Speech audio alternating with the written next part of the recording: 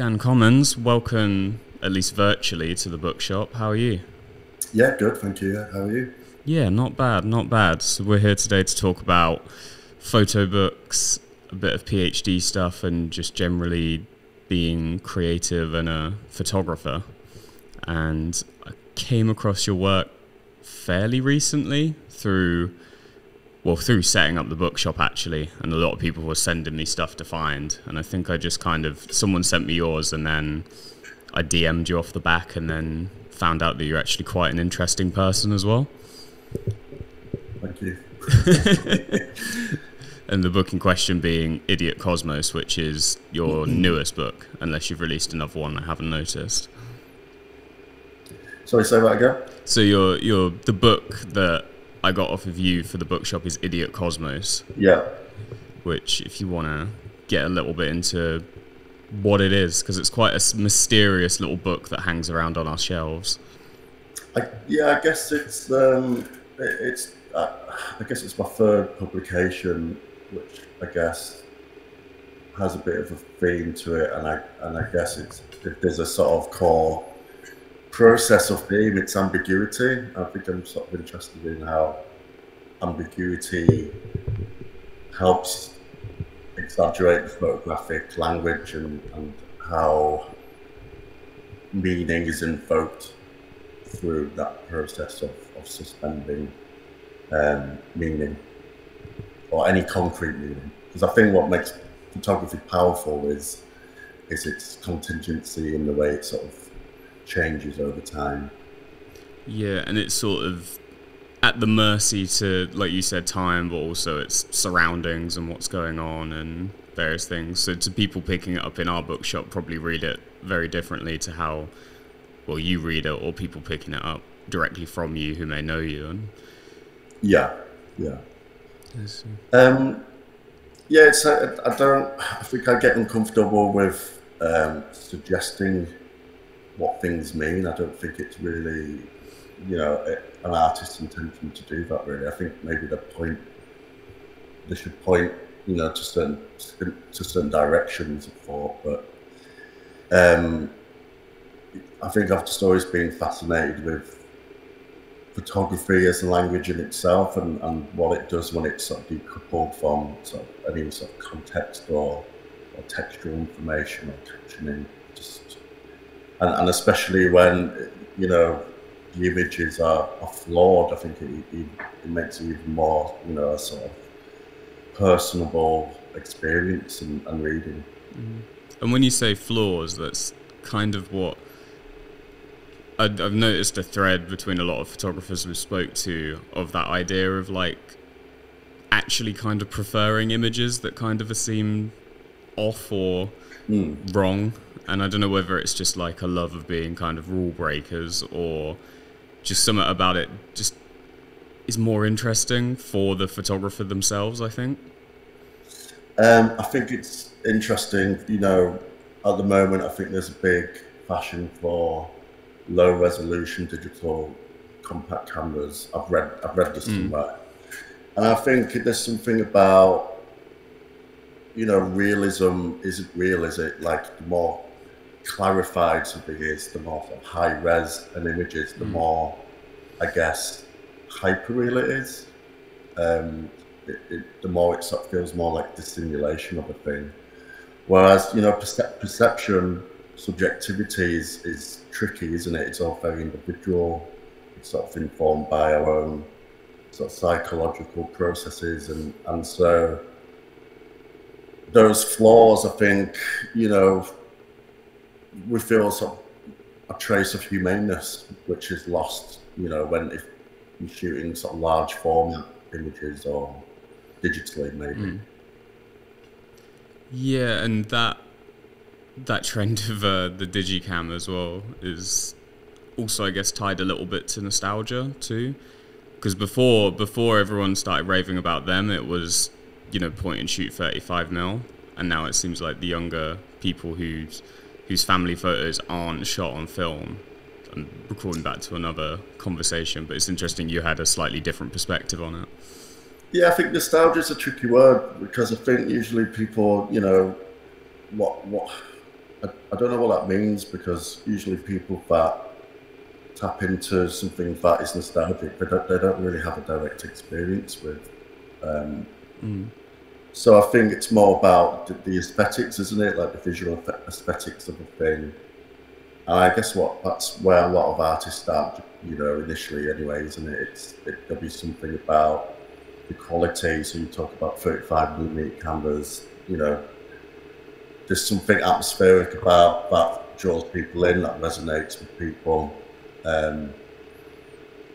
Maybe some people just do it because it's fashionable, but I don't really have any understanding about it. Yeah, I think I'm approached to using film because I think it taps into a way of seeing the world, and the way I feel about the world is visualized through sort of darkroom processes. That atmosphere of lived reality is sort of imbued in the process, and that's that subjectivity of being. Yeah, that's interesting, because I guess with darkroom process, there's a slight more attachment to whatever you're printing because you're physically doing it. It feels a bit more real than, sitting on Lightroom or Photoshop, and I don't know, you feel like you're actually living. I don't want to like privilege any kind of like process. I think all these processes are, have their value, and I don't want to fetishize, darkroom process over Photoshop or anything like that. It's just, I think I'm 41. I come from a time when the internet was just dying as I was a young adult, but I didn't have any. I guess I had a suspicion of it, and I was sort of involved in what had been before at that point. So I guess I was interested in exploring traditional processes and where that can lead to in terms of the creative process. So I'm curious, just because to be honest, assumed that Idiot Kosmos was shot digitally and then manipulated. What was the process for those images? Because they have quite a distinct look to them. It's a mixture. There's some foam pictures, there's some digital pictures, there's some darkroom process, and then it's all.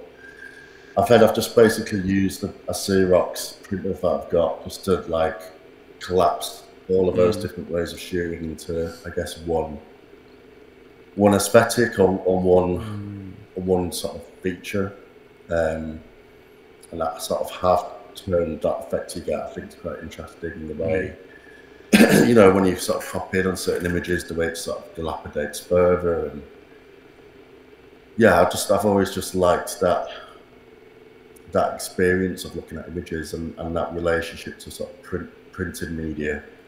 So I guess that's why people like Riser printing, isn't it? Because of that sort of effect it resonates with us for some reason. It's sort of maybe a bit inexplainable to some extent, but I think again it relates to, I guess, the physicality or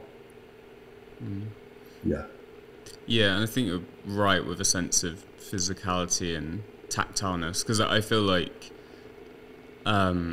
especially image-based stuff, it's mainly, or just everything at the moment, when you talked about like digital stuff being almost a bit of a simulation, like everything we view is on a screen. I mean, we're having this conversation on a screen that I'm then sending to other people to look at on a screen. So I think people, when you get the opportunity to have something physical, people almost, there's that a bit more of a desire for it now than there maybe was before.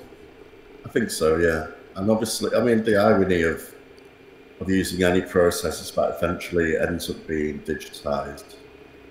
For it to be disseminated and read by anybody now, it's the only way. Well, that's why photo books are interesting, isn't it? Because it subverts that, way of disseminating work now. But obviously, to get anyone to notice that, it has to be digitized at some shape. Yeah. So there's all these sort of contradictions and paradoxes. So I think it would be interesting. I always like this idea of producing a body of work now that can only be seen in a sort of exhibition space or file book. Yeah. Without really publicising it.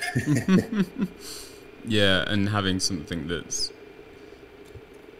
yeah, and almost like resisting temptation, is it, to then inevitably post about it or digitize it in some way, and then it Yeah.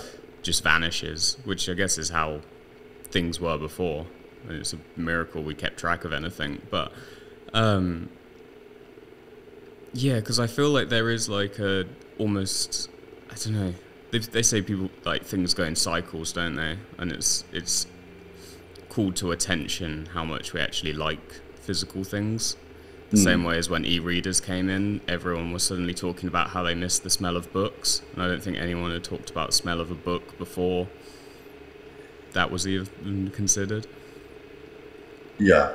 I mean, I've always loved books. I mean, the books are, that was just my reality as a kid, you know. It's just, I don't have, I guess, a fetishization of it the way maybe somebody who's a lot younger might have, like, or even like with Vine, or all these sort of physical medias are interesting how they still sort of proliferate as part of sort of culture. I think Mark Fisher's probably a better person to, you know, he talks about this, he talks about hauntology and the sort of nostalgia culture a bit better. But yeah, I just think it's an interesting medium in which to edit down your work and then just to sort of disseminate it in that way. And with Idiot Kosmos, I kind of wanted to refer back to what reading those original scenes were like for me when I was a kid. You know, like Maximum Rock and Roll, or you know, a lot of those sort of DRI scenes where it was just newspaper print and everything was sort of photocopied and dilapidated. And I think that's what I always liked about sort of physical media, and I always intended to make more sort of publications like that. So I just saw an opportunity to do it, really. Found man with it. And yeah, I guess that makes it is almost like a natural progression, isn't it, to seeing other people do it themselves. So you figured, why not do it myself as well? And then keeping that going. One other question I had about Idiot Kosmos is like the cover, because it's an interesting one, because from certain angles it almost looks completely blank from like front on, and I wondered how that kind of, was that happy accident or was that like calculated or? So I've got two other books where, so the first book I did was Salt and Pepper with Jim Brook, was No Silver Bird, and that was just a complete black, with that black text on black colour plan. So then the idea with this book was I didn't want to print on silver paper again. I wanted to print on like an uncoated recycled paper. But I wanted to sort of reference the previous book, so that the silver ink sort of references and ties in the work in Idiot Kosmos with the other work made in No Silver Bird and Absent Air. And obviously silver sort of referencing, you know, the sort of early photographic processes and silver nitrate and the way we sort of understand how photography is advanced to sort of contemporary processes. It's interesting. And you spoke, reminds me of what you were speaking about just a little bit before we started recording, about like creating a history of your practice, and that seems something that's important, at least to you. I think I think Idiot Kosmos was really an exercise in not being too precious about, you know, how one puts one's work out. I think sometimes we need to, you know, we get sort of bogged down with themes or concepts, and I find that a bit sometimes just a bit intimidating, and I think sometimes it's distracting from the work. And maybe it's even restricting from releasing work in that kind of way. And, you know, I sort of like the idea that I wanted to make something that was cheap and accessible and wasn't precious, that people actually felt like they were, you know, by picking it up and reading it, they can engage with it rather than, you know, I've got a lot of photo books that I'm too scared to pick up and read because it's, you know, they have so much value to them in some respects. Like, Yeah. like to buy a photo book's pretty expensive now just because of, you know, the way the economy is gone. But so that kind of makes you less want to interact with it. And maybe that's comes from something with me psychologically anyway. But No, you know, I wanted to make something that can get beaten up over time because people want to look at it like, you know, almost like a novel. Or the way sort of Japanese photographers used to make publications. They would make things quite, you know, quite fast. And just to that sort of, a lot of people obviously talk about Japanese photo books, and they're like almost, I don't know, from talking to other people, and they've obviously become more sort of almost notorious in a way in the West over, I don't know how recently, but it feels recent to me. Maybe that's just because I'm young and don't know. But do you mean the sort of trend of like the Provoke era sort of aesthetic?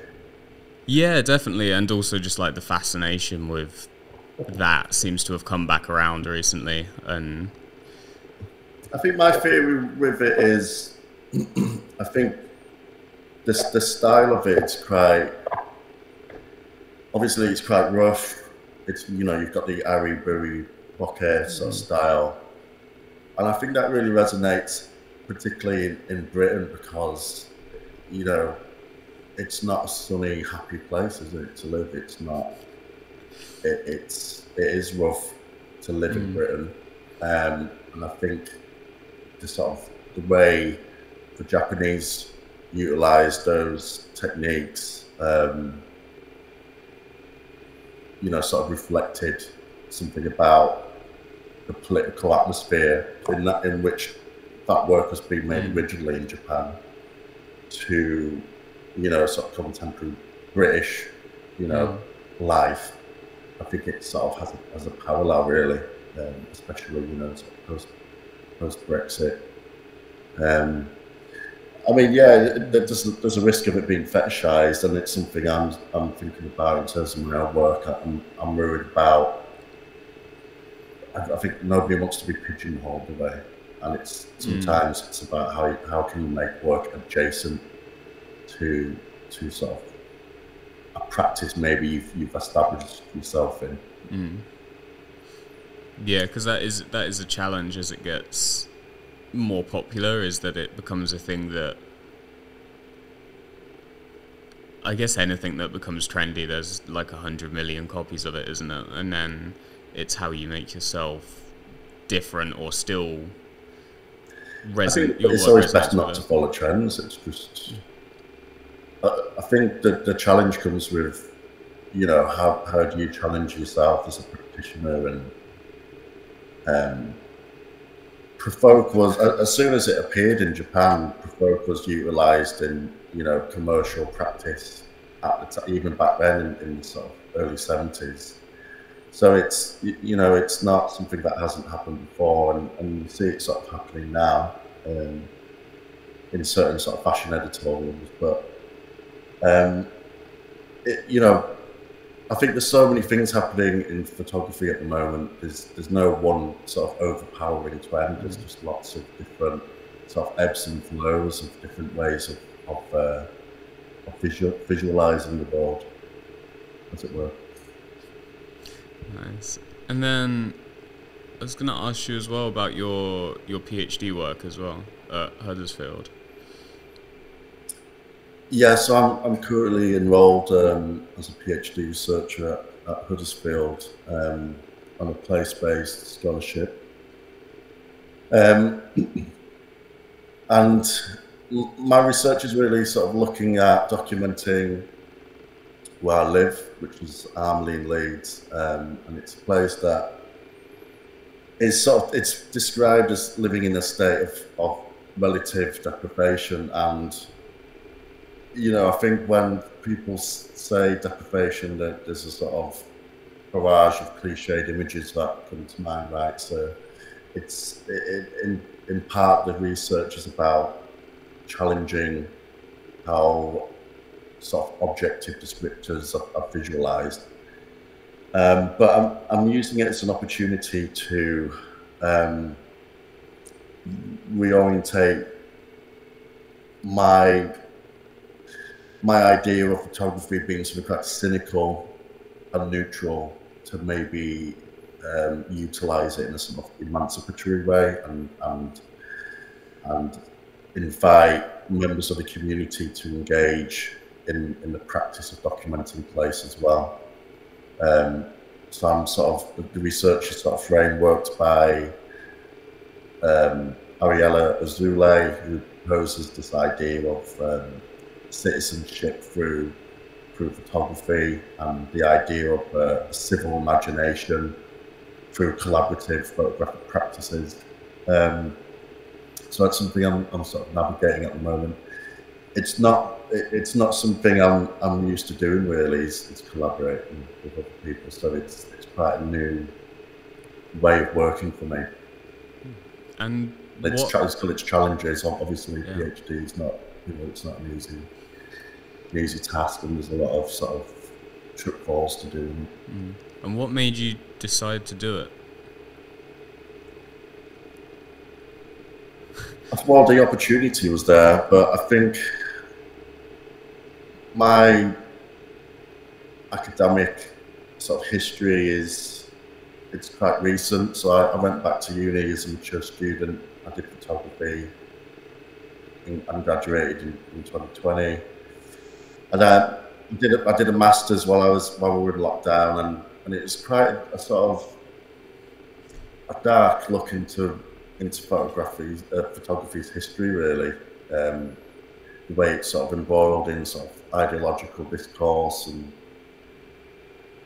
the way sort of vernacular practice is sort of part of this sort of hyper capitalized world, and it's linked to all things like slave labor. And so I'd sort of developed quite a negative relationship with photography. I kind of sort of started to resent it a bit, but I think I wanted to challenge my perceptions of that and to see what I can do really to maybe introduce photography in a different context within the community in which I live, and to see if it can have more sort of positive role on a local level, rather than thinking about it how it's sort of this internationally sort of pervasive thing, just thinking about how it can exist on a local level in a sort of positive way. And that's an interesting thing to think about. And so are you like born and bred Leeds, where you're living now, or have you moved about? I'm from Leeds. I grew up all over Leeds, then moved to Birmingham for a bit, then my family moved back to Leeds when I was 16. So I've been in Armley since I was 16, 17. So it's a long time now. But because I haven't always been here, I have a sort of like disconnection. I've always been fascinated with Armley. It's a very unique place. In some ways, it's very sort of resistant to change. So you get a real sense of history. It's sort of industrial history, and I was quite fascinated with these ponies that I kept on the common that we have here, and I would see the owners with the ponies. The ponies sort of had a bit of a metaphor for me that I sort of found that they were sort of almost like stuck in place, and I thought I sort of resonated with that. I felt like I'm a bit stuck in life and stuck here a little bit. But then I saw the owners with the ponies, and I got to sort of talk to them quite a bit and learn about their relationship with the ponies, and I invited them to document their relationship, and I placed the pony sort of transformed for me. They just became like that metaphor was obviously about my own subjectivity and my own sort of projections. But then the ponies sort of now sort of represent, I guess, a way of resisting sort of modern life to some respects, or refuting it. No, that's cool. The reason why I asked was just what you said about putting photography on a local level, and that tends to be a thing that people do when they're connected with a space, tends to be from there. We just had Pomegranate Press on there, who also does Agony books I think Richmond in Virginia, and we had a conversation actually after the podcast, which was annoying because it was actually quite would have been good to capture on camera, but about running spaces and kind of, or running space or doing things with photography in areas that aren't known for it, or because there's always that question of like, well, why the fuck are you doing it here and not somewhere where there's people around to listen? So I wonder how you found it in your neck of the woods, as it was. Well, it's that I don't feel like I don't feel a connection here, to be honest. I think that's part of doing the research, right? It's seeing how photography can create sort of encounters and relationships with people with that you might not usually get to in any other sort of normal circumstances. Especially, you know, life in Britain is so atomized and we're so removed from each other, and we have all these sort of weird, you know, ways of seeing each other and creating divisions for ourselves. But I just think photography has that ability to maybe cut through that in some respects, and well, that's the hope, that's the aim, and you know, promote something a bit more positive. That sort of interconnectivity of place. And I think you're right with that idea that photography is a good way to cut through those boundaries, like with your example of the ponies. Like, without photography is almost like the excuse, you would have never had that interaction with the owners. Most likely it would have just been something you walked past every so often and kind of gone like, you know, and then with the camera it kind of becomes your, I think it was, I can't remember who, maybe Rosie Matheson, she once said it's like a passport to like wherever you want to go, because it's like, it is just the perfect excuse, like, hey, I'm bringing my camera, and suddenly people are like, yeah, sure, come along then, which otherwise you would have no reason to be in that situation. Yeah, but obviously that can be the sort of negative side, can't it? I guess there's a responsibility with that, and there's a way of doing it ethically, and I think that's why I've always avoided sort of maybe photographing people, because I find it quite intense, and I'm not really doing that with this research to some extent. I'm inviting people to document how they see the place that they live in. I do worry sometimes there's this sort of, you know, there can be this tokenistic approach to documenting people's lives, and there's this sort of, I guess, Victorian approach still, that's like this sort of, you know, positioning them in landscape in front of the camera, and we think, I don't think that's sufficient, really. I don't think that, I think that's a very old way of doing documentary photography, or doing any kind of portraiture. So it's about, I guess, navigating over sort of ethical problems as well, that part of working with people.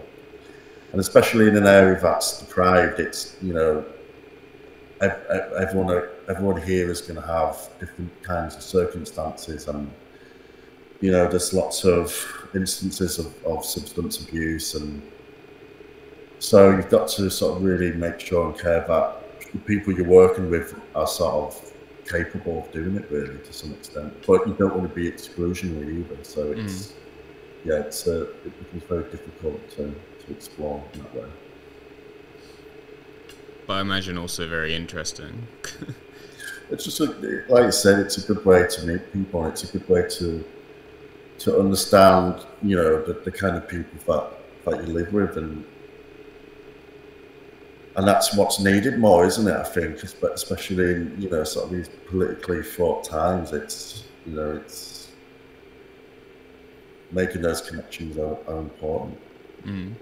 Yeah, for real. And I think now more than ever as well, people are always wanting that contact between people. It's just, yeah, finding excuses of how you pull people together and how you interact with people, as it's becoming more and more kind of like put your hood up and put your headphones in and kind of get on with your day and don't bother anyone more and more, and like the way things are set up, which is, I think there's a real reason to sort of combat those things before they get almost out of hand.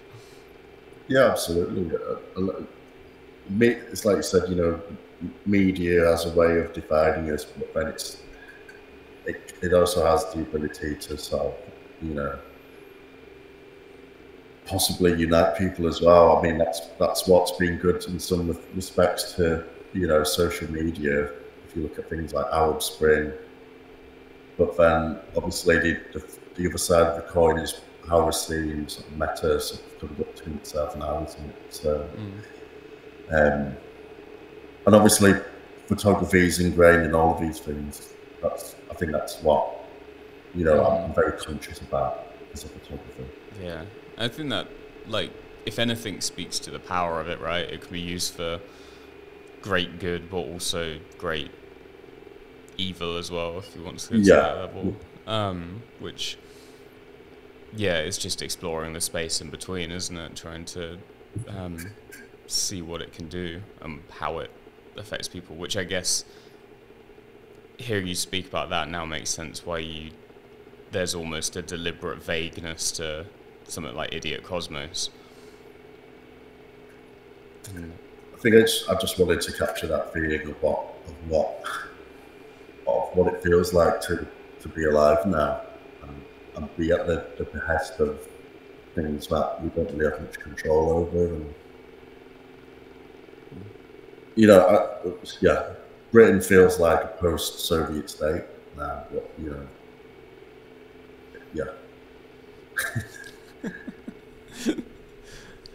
yeah, there's definitely a feeling of zero control, and I think also, like, with you doing stuff locally, I think that's why people are also turning more to things that are local as well, just to try and, I don't know, if you can take back a small corner of it to yourself and kind of make it about community and about connection rather than trying to have any input on like the whole, like Britain as a whole, because it does feel like at the moment like it's out of the hands of any individual people to make any difference to the system as a whole. Yeah. And in a lot of different areas as well. Like I did a lot of, over the last year, a lot of food photography, but not like normal food, if that makes sense. A lot with the sort of like the slow foods end of things, and meeting a lot of interesting characters there, and just like realizing how like just how shit that has become in Britain over time, and in other places in the world as well, of course. And I think there's a similar thing going on different levels in like here we're focused on like obviously the photography world and media state and what you've been, but I'm recognizing like a sort of consistent thread across different areas of interest, and it just becomes kind of a bit like, I don't know, almost overwhelmed, right? It's like what can you do, which then becomes the logic is to almost scale back and concentrate on the like immediate surroundings and how you get the people you can connect with to also do stuff rather than trying to take on the world, as it were. Yeah, and yeah, and you can only do that locally, right? So I think that's where a lot of people should, you know, put their energies maybe.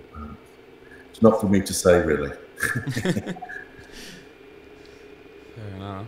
I want to talk about, you mentioned a previous book as well. I can't remember the name of it off the top of my head, and pen was out of reach to write it down at the time. But if we want to touch on that a bit as well, some of your other titles. So I did No Silver Bird, which I guess was sort of like the first publication with Salt and Pepper Press with Jim Brook. And then we did a follow-up a year later called Absent Air. And they're primarily, I guess, works that really, yeah, but I just used to channel this sort of theme of ambiguity and abstraction as a way of concentrating on photography as a language in itself. Yeah. Nice. How was it? I didn't realize you'd done a book with Jim Brook as well. We've stocked a few titles from him, and he seems like a interesting character from like seeing his work on the shelves and stuff. Yeah. And he does a lot with he had a few titles from Ceremony Press that we had in. Yeah, doing some really great, practitioners. Ceremonies doing some really great stuff. The new book with Robert Parkinson's really great. Jim's work's really great, really, wide scope of practice. And again, sort of more sort of, I guess, concretely political in what I think Jim's trying to achieve. But I think, there's a lot of great practitioners in the north, and I don't think that gets promoted enough.